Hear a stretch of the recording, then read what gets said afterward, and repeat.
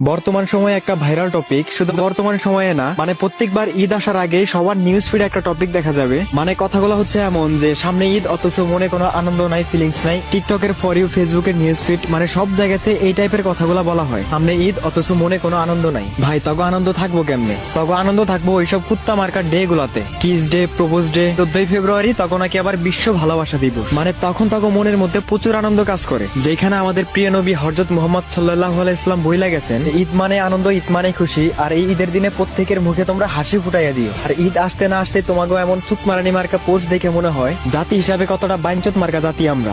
হালাল কোনো কাজে আমাদের মনে কোনো আনন্দ থাকে না, আর হারাম কাজগুলোতে আনন্দের কোনো অভাব হয় না। ফেসবুকে, টিকটকে এইসব বস্তি মার্কা পোস্ট বাদ দিয়া অন্তত ঈদের দিনটাতে সবাই পরিবার প্রিয়জনদের সাথে হাসি খুশি ভাবে সময়টা কাটায় দিও। ভালো থাকে সবাই, আল্লাহ হাফেজ। ভুল কিছু বললে ক্ষমার দৃষ্টিতে দেখো।